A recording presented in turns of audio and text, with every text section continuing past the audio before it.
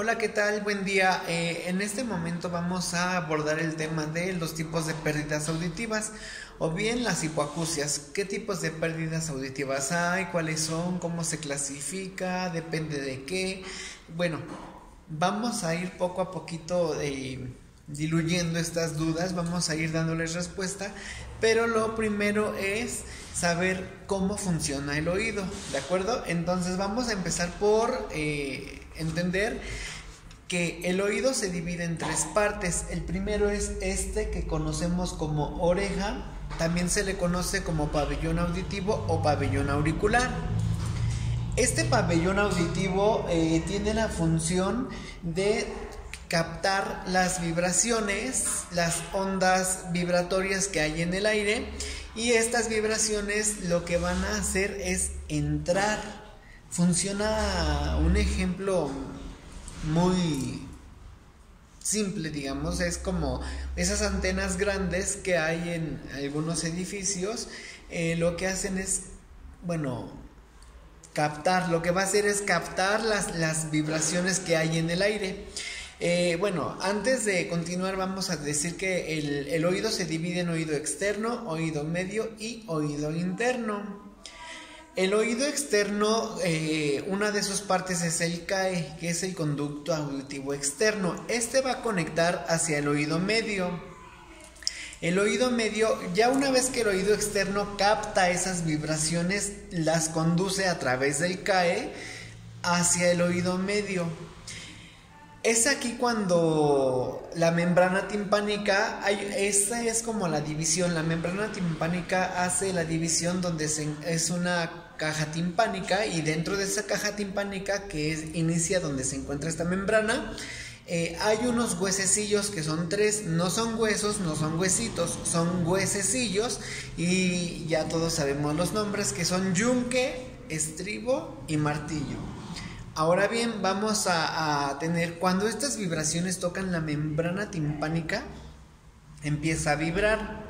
Estas vibraciones se van transmitiendo pues a través de estos tres huesecillos.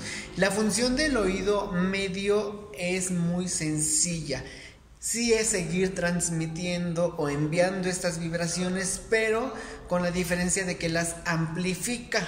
Esto es como les da como, digamos, a modo de catapulta, las toma y las avienta con mayor fuerza para que lleguen al oído interno. Una vez que están dentro del oído interno, lo que hacen es llegar a la cóclea. El oído interno, bueno, es un laberinto óseo, se le conoce como caracol, pero bueno, su nombre es la cóclea, y es un caracol que va dando vueltas, pero no es plano, va también como subiendo. Dentro de esta cóclea, dentro de este caracol, hay unas células ciliadas. Hay líquidos, y bueno, estos líquidos estimulan las células ciliadas. Estas células ciliadas lo que van a hacer es, una vez que están sintiendo esas vibraciones, van a conectar, bueno, van a seguir vibrando hasta enviarlas al nervio auditivo. Una vez que hacen contacto con el nervio auditivo, se transforman en impulsos eléctricos, y estos impulsos eléctricos lo que van a hacer es, cuando hacen contacto con el nervio auditivo, llegan hasta nuestro cerebro o hasta nuestra corteza cerebral, y es esta la que le da la interpretación de sonido. Entonces, bueno, por eso hay personas o teóricos que dicen que escuchamos con el cerebro, porque el cerebro es el que le da esa interpretación de sonido, porque lo que captamos en realidad desde un inicio pues son vibraciones que se encuentran en el aire. Ahora bien, así es como funciona. Una forma todavía más simple, más rápida y más sencilla es: la oreja o pabellón auditivo capta las vibraciones a través del CAE, que es el conducto auditivo externo, las transmite hacia el oído medio, tocan con la membrana timpánica.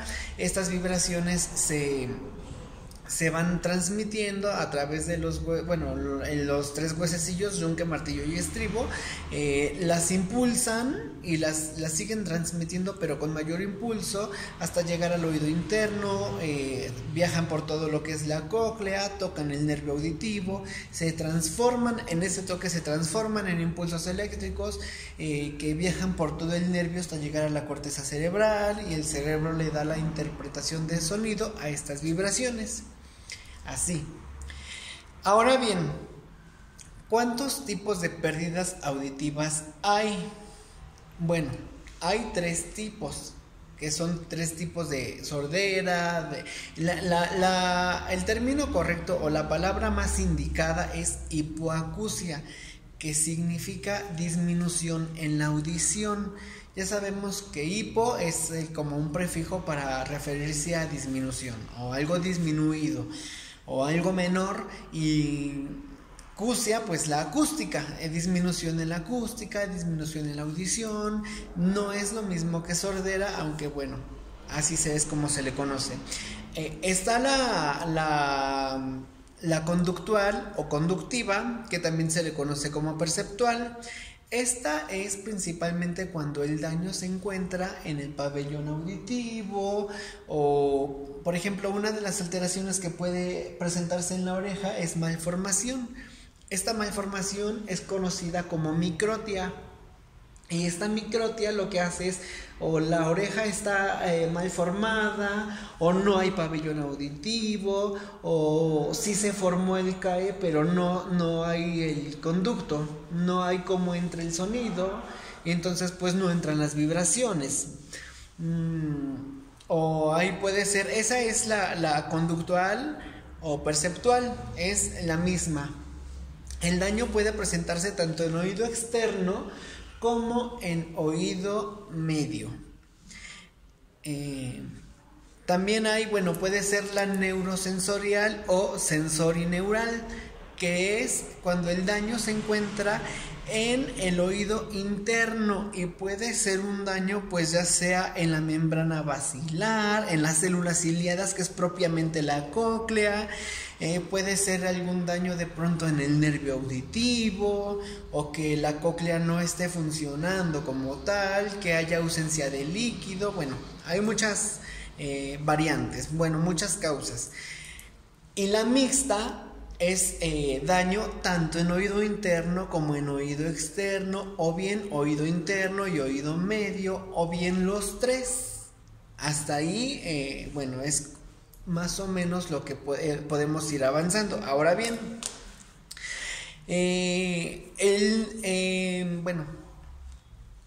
hay autores que separan o clasifican también estas pérdidas auditivas más allá de neurosensorial, de mixta, de perceptual o conductual. Las clasifican dependiendo del momento también de aparición. Esa es una clasificación y es completamente válida. Otro tipo de clasificación que también hay es dependiendo del momento de aparición. Por ejemplo, yo tengo una pérdida neurosensorial, pero es una pérdida auditiva neurosensorial poslocutiva. ¿Esto qué significa? El pre, el peri o el post nos van a dar el indicador de en qué momento se adquirió esta pérdida auditiva, o en qué momento apareció esta hipoacusia o bien sordera. Por ejemplo, está la prelocutiva. El prefijo pre significa antes, es el previo. Locutiva a la locución, al hablar, ¿de acuerdo? Entonces, prelocutiva antes de adquirir la lengua oral. Perilocutiva durante la adquisición de la lengua oral. Esta generalmente puede ser entre los 2 y 6 años, que es el periodo de 0 a 6 años, es el periodo estimado en que un niño adquiere el lenguaje oral. Entonces, puede ser en este periodo de tiempo, de estos 6 años, y la postlocutiva, que es después de adquirir la lengua oral, cuando ya hay referentes de vocabulario dentro de nuestro cerebro. Entonces ya vimos que pueden ser, primeramente neurosensorial o sensorineural, puede ser mixta o puede ser conductual o perceptual, que también esa es una misma. Y por el otro lado ya vimos que puede ser prelocutiva, perilocutiva o poslocutiva. ¿Ok? Ahora bien, las pérdidas auditivas se miden en decibelios. Y por ejemplo tenemos que los decibelios nos van a dar una clasificación cuantitativa. También hay diversos autores con los que podemos validar esta clasificación. Hay autores que la dividen solamente, la clasifican solamente en 4 tipos. Hay autores que solamente en 3. Por ejemplo, pérdida auditiva leve, moderada y severa, o leve, severa, profunda. Hasta ahí solamente son 3. Hay otros autores que lo dividen en, por ejemplo, en 4, que es leve, media, severa y profunda. Hay otros autores que lo dividen en leve, leve moderada, moderada severa, severa profunda y profunda. Bueno, cualquiera de estas clasificaciones son cuantitativas y se miden en decibelios. Según la pérdida auditiva va a ser la clasificación. Por ejemplo, una pérdida auditiva leve es una pérdida auditiva que oscila entre los 26 y los 40 decibelios. Una pérdida leve moderada es una pérdida auditiva, esa es una clasificación de 5. Pero bueno, otros autores ahorita vamos a ver. De leve moderada es entre 41 y 55 decibelios. Bueno, voy 2. La tercera sería moderada grave, que sería una pérdida auditiva entre 56 y 70 decibelios. La grave, que es grave profunda, es una pérdida auditiva entre 71 y 90 decibelios. Y la profunda es de 91 decibelios a más. Hay diversos estudios que nos pueden ayudar a obtener esta clasificación de pérdida auditiva. Una de ellas es la audiometría, pero bueno, está de bebés a todos se nos debe de hacer por ley el tamiz auditivo, y bueno, estos resultados nos los tiene, el médico o la médica que los haga tiene que entregarlos inmediatamente a la mamá o al papá o a la persona responsable en ese momento del bebé. Ese es el tamiz auditivo y ese es naciendo. Pero bueno, ya grandes en cualquier otro momento, no hay que hacerlo nosotros, hay que ir con los especialistas. No podemos ir con un médico general porque no sabemos si tenga o no los conocimientos, pero es lo más recomendable ir con un especialista para que nos haga estos estudios y entonces podamos tener un referente o un diagnóstico o un resultado ya específicamente de lo que estamos buscando. Un otorrinolaringólogo nos puede ayudar, pero bueno, hay más médicos especialistas en el área. Otra clasificación cuantitativa de estas en cuanto a los decibelios es, por ejemplo, solamente es leve entre 20 y 40 decibelios, es media entre 40 y 70 decibelios, son perdidos, son decibelios perdidos. Es la severa, que es entre 70 y 90 decibelios, y la profunda, que es de 90 decibelios a más. Hay algo también que se conoce como el umbral del dolor. ¿Cómo podemos saber? Mi umbral del dolor, me duele, todos lo tenemos. ¿Qué es? Sí, todos lo tenemos, y lo podemos detectar porque es ese punto en el que un ruido nos lastima. Por ejemplo, de repente tenemos los audífonos puestos y de repente empieza una canción, termina una canción y el sonido va disminuyendo paulatinamente, y entonces de repente le subimos más. Y la siguiente canción empieza con un sonido, digamos, de batería o de guitarra muy escandaloso, y ese golpe de sonido, me lastimo. A veces nos lo quitamos inmediatamente o rápidamente le bajamos el volumen. ese es el umbral del dolor. Ese momento, es ese punto en el que me lastimó. Es importante tener cuidado porque todos estos sonidos muy fuertes nos están lastimando, y si la exposición es constante, y además de constante son periodos muy largos de tiempo, pues claro que nos va a afectar a largo plazo. Ahora bien, bueno, ya vimos dos tipos de clasificaciones, hay más, pero generalmente son leve, moderada, severa, profunda. Y también algo que tenemos presente, casi no hay un sordo puro. Un sordo puro es aquel que por completo no oye, pero nada, ni sonidos graves, ni sonidos agudos, ningún tipo de sonido. Otra cosa que tenemos que tener clara, qué tipo de ayudas podemos pues proporcionar, o si nosotros somos los que presentamos la hipoacusia, qué tipo de ayudas puedo usar o conseguir. Bueno, existen los auxiliares auditivos, que son esos que vemos así en las orejas cuando de repente vemos personas y ay, mira, tiene alguna oreja. Esos son los auxiliares auditivos. Hay muchísimos modelos, hay muchísimas formas, y bueno, esos tienen que calibrarse, funcionan con una pila, tienen su antenita también que recibe las ondas vibratorias, las envían, las amplifican y las envían a nuestro oído interno, donde bueno, ya hace contacto con el nervio auditivo y bueno, se termina el proceso. Pero no todos los aparatos auditivos o auxiliares auditivos son recomendables. Esto igual, solamente un especialista nos lo puede decir. Por ejemplo, sí tiene que ser dependiendo de los resultados del estudio. ¿Por qué? Porque si yo presento una pérdida auditiva, digamos,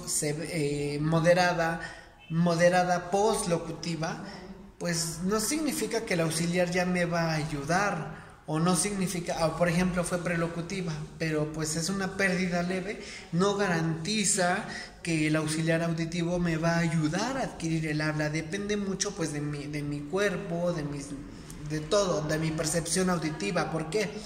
Porque bueno, estos auxiliares, además de que se elaboran de forma personalizada y son dependiendo de los resultados de los estudios, se tienen que calibrar, se tienen que estar llevando con un especialista, porque tal vez me está detectando 5 letras consonantes y 3 vocales, pero por ejemplo resulta que la I, a pesar de ser una letra con un sonido agudo, la I, no, el auxiliar auditivo no me la está captando, y entonces yo nunca pronuncio la I, no sé que existe, si es que yo soy un hipoacústico o un sordo prelocutivo. Y entonces, hay que ir con el especialista para que lo vuelva a calibrar. Ya. No, pues sí quedó, pero ahora no detecto la O otra vez. Y es importante no soltarlo. Es importante no soltarlo porque es para beneficio de una persona, de un niño. Hablando de otros tipos de ayuda referente a los niños, existen los implantes cocleares. No significa que porque yo soy sordo, mi niño es sordo, vamos a implantarlo. No funciona así. Primero se le tienen que hacer una serie de evaluaciones, varias pruebas para ver si el niño realmente es candidato, porque es una cirugía bastante peligrosa.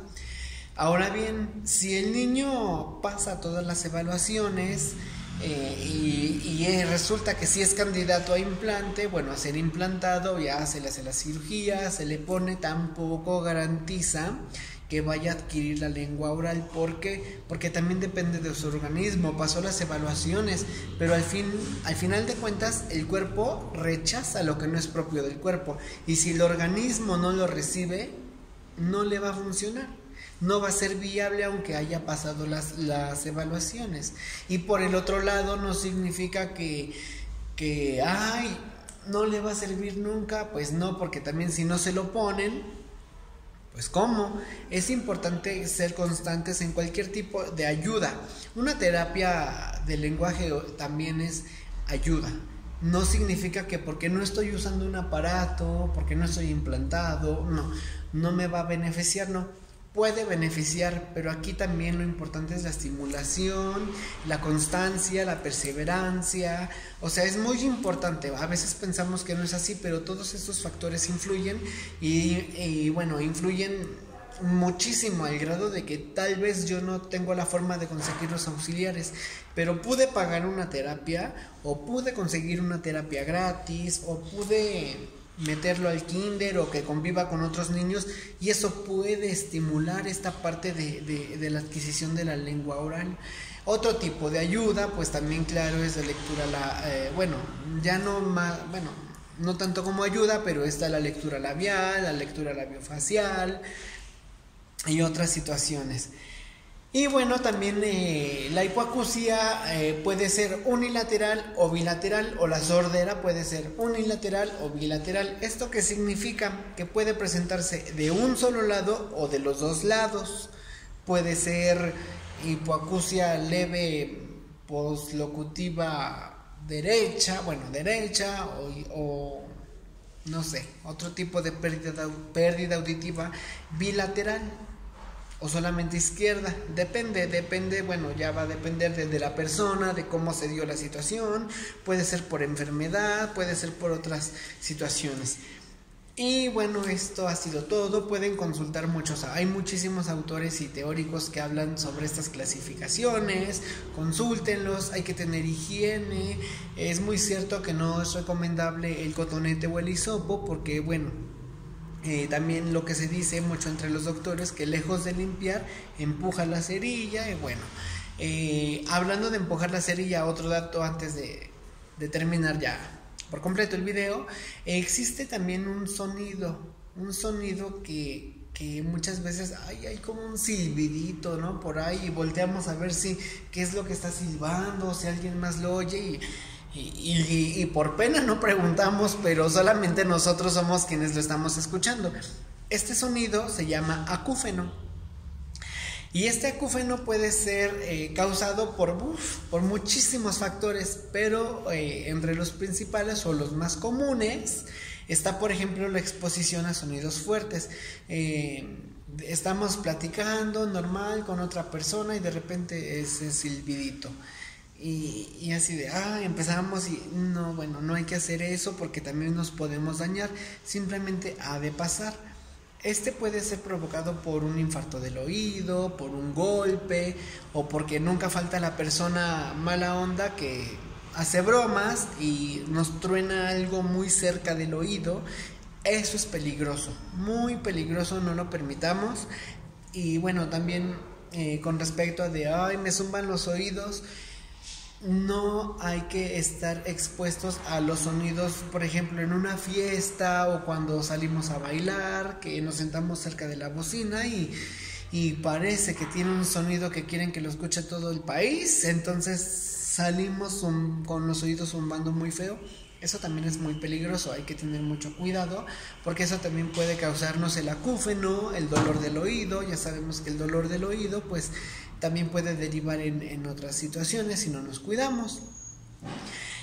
Y bueno, pues esto ha sido todo. Espero haber ayudado a diluir sus dudas, a salir de ciertas confusiones con respecto a este tema. Y bueno, también pues ya saben que pues estamos para ayudar en esta cadena, en este espacio, sí.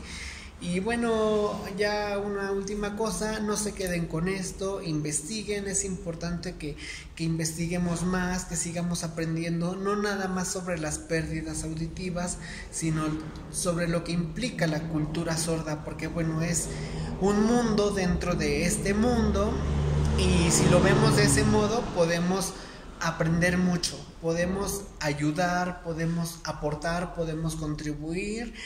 Y ese es el objetivo, seguir aprendiendo, seguir avanzando, seguir ayudándonos entre todos, no quedarnos con lo que hay, ¿de acuerdo? Entonces, pues muchas gracias, hasta luego.